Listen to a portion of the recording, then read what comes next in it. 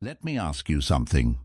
Have you ever sat across from a woman? She's smiling, nodding, sipping her overpriced cappuccino, and deep down, you feel something is off.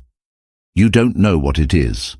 Her words say one thing, but her eyes, her silence, they're playing jazz in a minor key. Now, here's the kicker. According to a 2021 psychological study published in Personality and Individual Differences, women are twice as likely as men to mask their vulnerability in early stages of intimacy. Not lie. Mask, cloak it. Dress it up in sarcasm, ambition, busyness, even flirtation. And here's the real twist. What they hide isn't their strength. It's their weaknesses. Because those weaknesses, those soft spots, are where real power lies, but only for the man perceptive enough to see it. You want to be that man? Good, but you won't get there with locker room advice or pop psychology memes. You'll need something deeper, sharper, like a scalpel, not a sword. So, let's cut in. Sign 1. She competes with you, but not to win. You're sitting on the couch, tossing casual trivia at each other like popcorn. She fires back with answers, teases your guesses, calls you out when you pretend to know something you clearly don't. She's smart, quick, and damn competitive. But this isn't about trivia. When a woman genuinely loves you, she'll spar with you, not to win but to connect, to feel the spark. It's a love language most men misread. They think she's challenging them, testing their ego, when really she's saying, I trust you enough to play. Because real connection isn't about constant peace. It's about healthy tension, a tug-of-war of ideas, of energy. If she's throwing punches made of sarcasm and banter and smiling when you punch back, that's intimacy in disguise. The twist? If you get defensive, she'll pull back. She'll read you as insecure.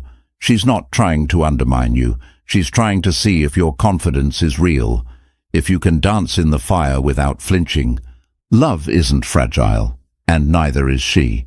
She's not looking for a man who folds at friction. She wants one who enjoys the friction, one who can disagree with grace and laugh while doing it. So next time she competes with you over something silly, lean in.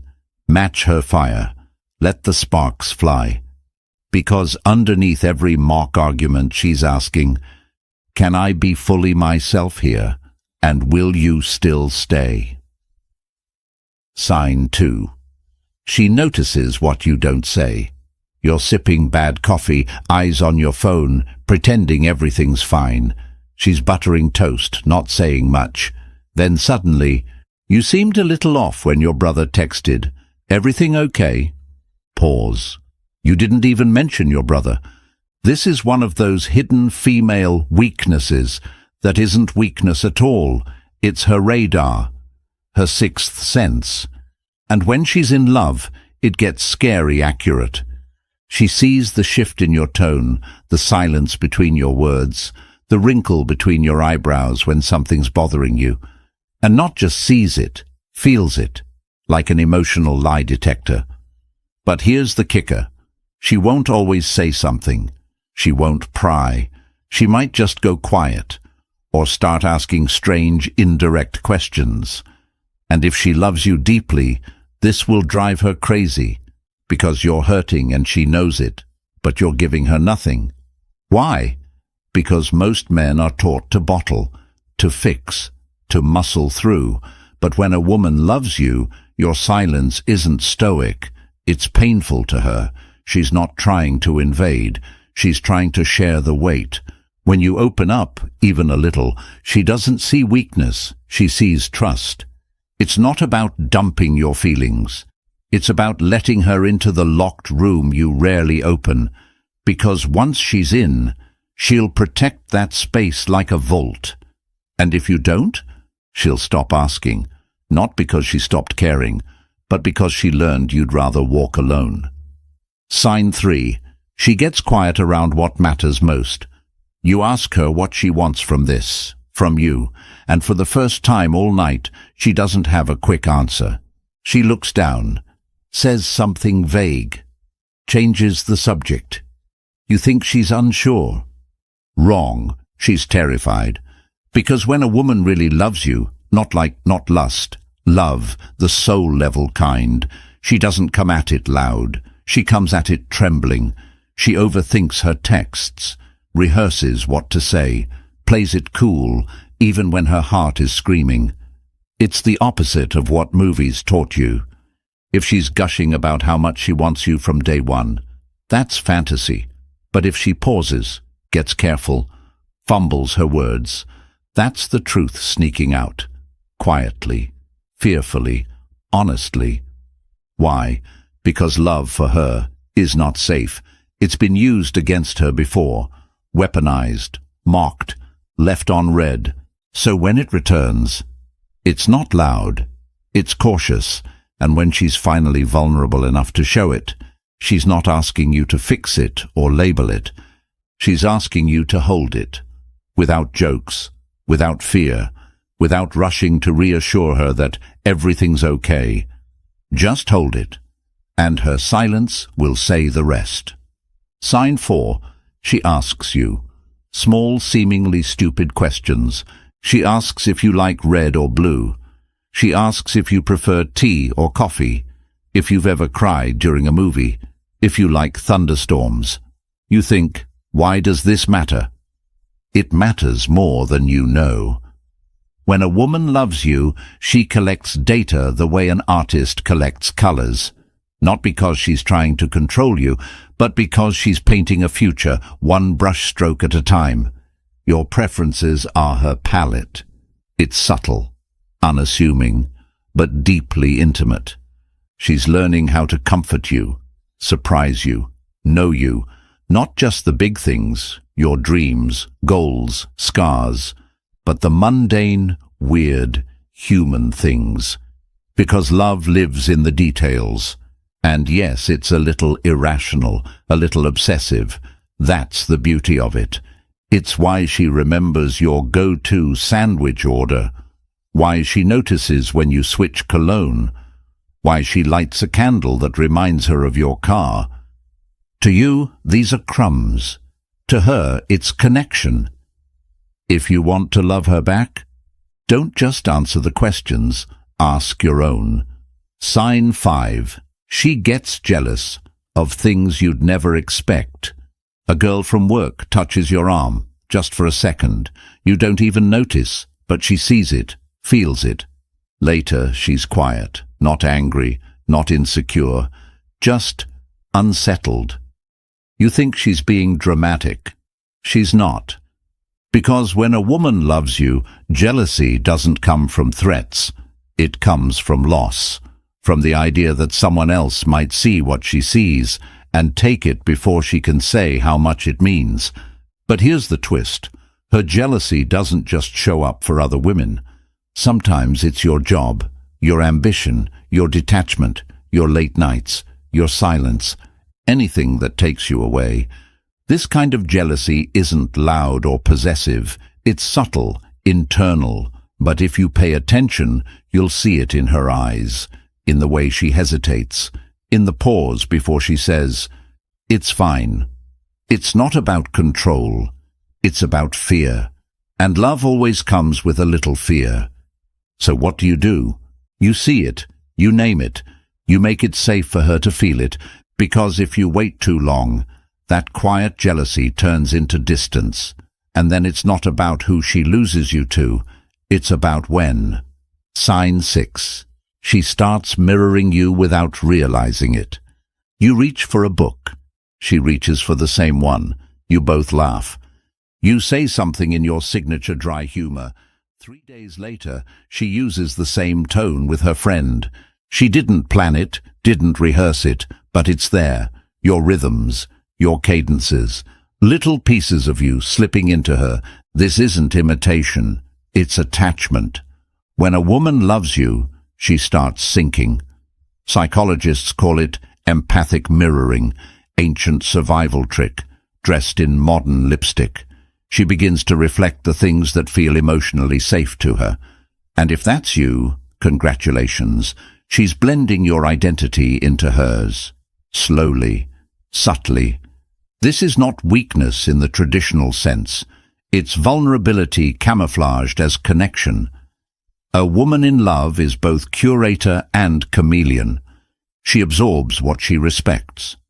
But here's the twist. If she's mirroring your worst habits, your stress, your coldness, your distance, don't blame her. Check the mirror. This weakness isn't about her.